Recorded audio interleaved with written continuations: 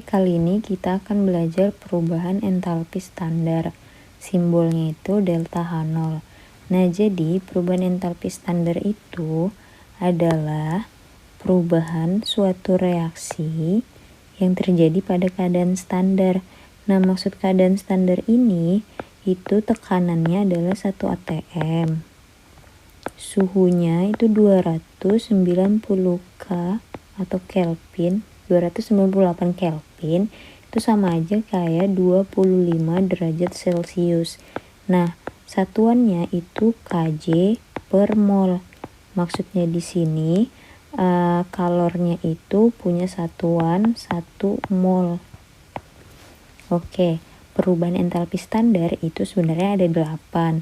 Tapi yang kita pelajari itu hanya 3, yaitu pembentukan standar, penguraian standar, dan pembakaran standar. Untuk sisanya itu cukup kalian tahu aja sebagai tambahan pengetahuan. Perubahan entalpi pembentukan standar. Nah, itu adalah perubahan entalpi pada pembentukan 1 mol. Jadi di sini terjadi pembentukan 1 mol senyawa-senyawa dari unsur-unsurnya pada kondisi standar. Contoh, misalkan kita diminta membuat buatlah reaksi pembentukan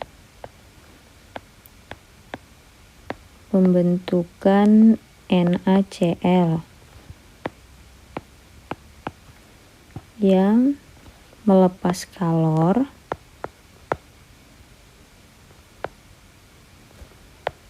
kalornya sebesar 201 kJ per mol.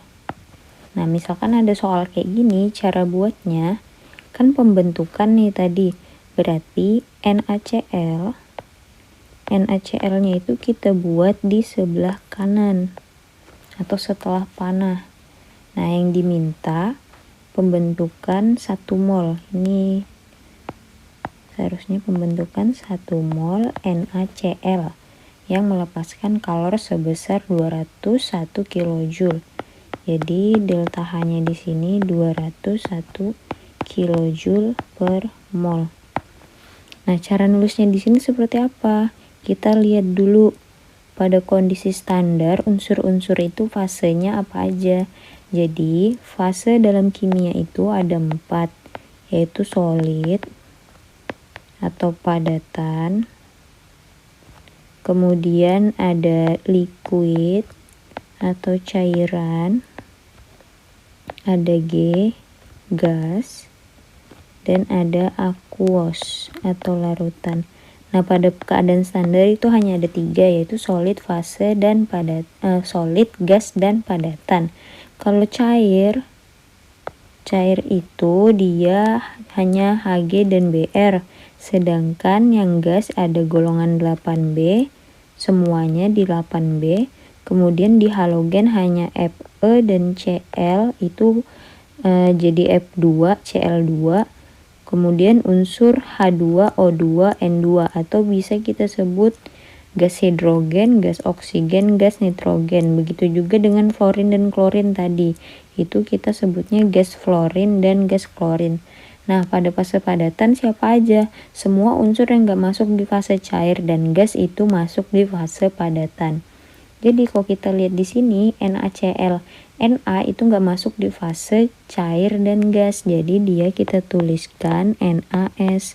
Nah, dalam persamaan termokimia itu kita penting menuliskan fase.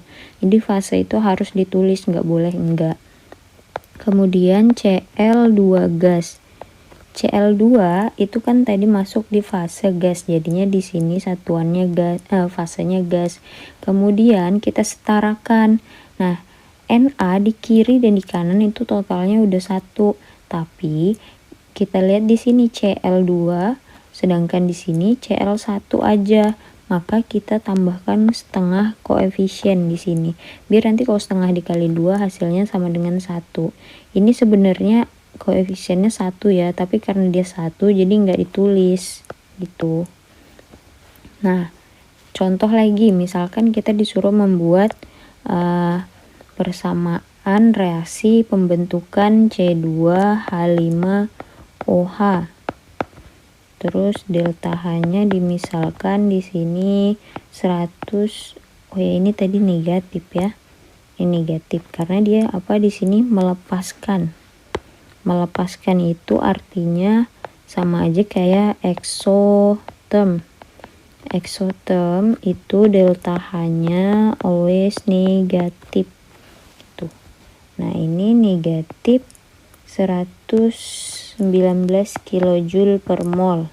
Kita misalkan segini, berarti pembentuknya adalah unsur C dalam fase solid, unsur H2 dalam fase gas, dan unsur O dalam fase gas. Kemudian kita setarakan. C-nya di sini 2, berarti kita tambah koefisien 2.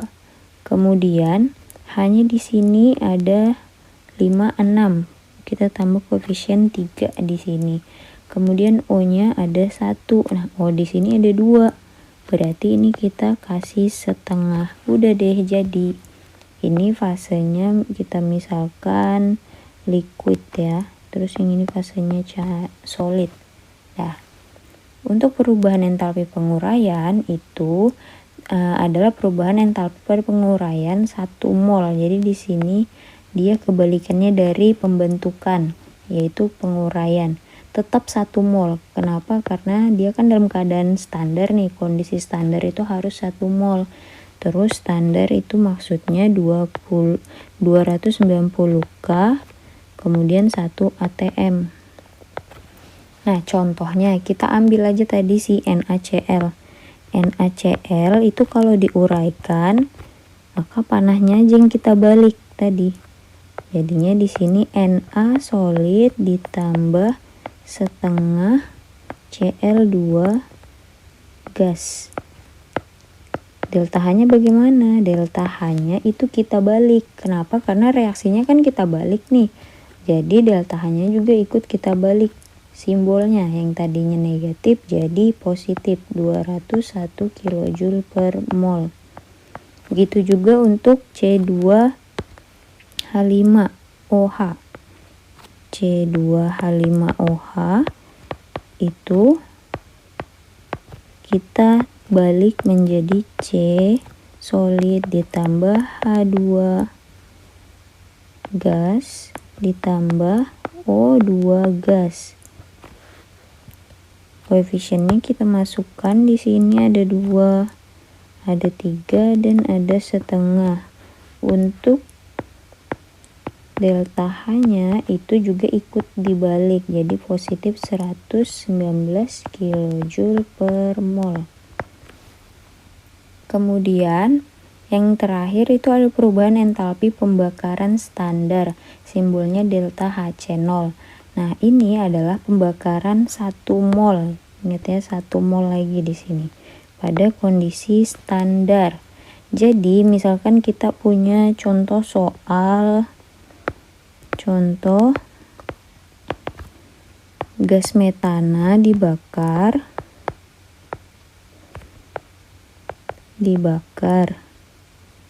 dan menghasilkan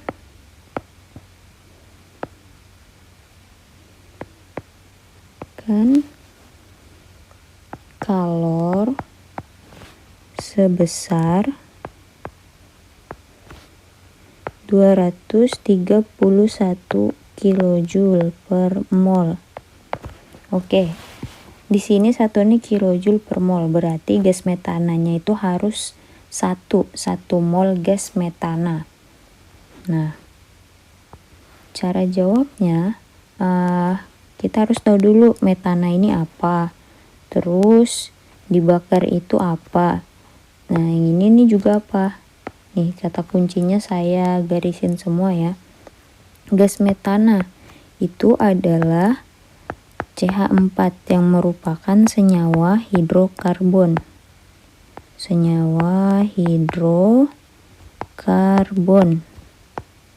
Nah, kalau dibakar itu artinya sama aja kayak ditambah O2. Jadi senyawanya apa ditambah O2. Menghasilkan itu artinya sama dengan melepaskan. Melepaskan atau eksoterm. Eksoterm ya. Berarti nanti delta H-nya itu harus negatif. Nah, Kj per mol ini maksudnya gas metananya dalam keadaan standar. Dibakar dalam keadaan standar. Syaratnya standar tadi apa aja? Syaratnya standar itu adalah 1 mol.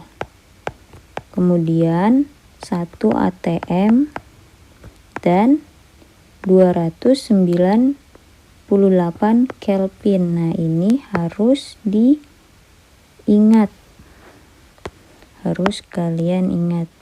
Kemudian senyawa hidrokarbon itu kalau dibakar, jadi semua senyawa hidrokarbon kita misalkan X, dia kalau dibakar itu artinya sama aja kayak ditambah O2, menghasilkan CO2 gas dan H2O liquid.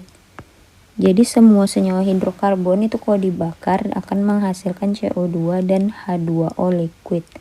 Nah, sekarang gimana kita menuliskan reaksinya? Oke, kita gabungkan semuanya. Apa aja tadi? Jadi di sini ada samaan reaksinya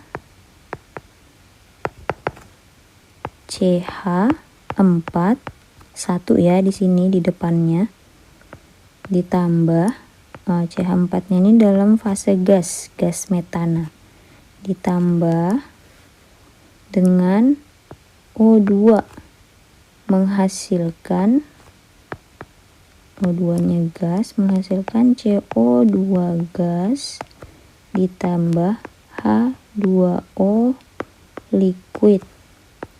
Delta H-nya negatif 231 kJ per mol. Oke, kita setarakan. Jadi tahap selanjutnya setelah membuat reaksi itu jangan lupa disetarakan. C di sini 1, C di sini udah 1. Oke, berarti sama. H hanya di sini 4, di kanan di kirinya 4, di kanan itu ada 2, berarti kita tambah 2 di sini. Kemudian O-nya di sini cuma 2. O di sini ada 2 ditambah 2 kali 2 dikali O yang di sini hasilnya 2. Itu 2 tambah 2 4. Nah, total O di sini cuma 2, maka kita tambah koefisien 2 di sini. Jadi deh, udah setara. Gampang kan?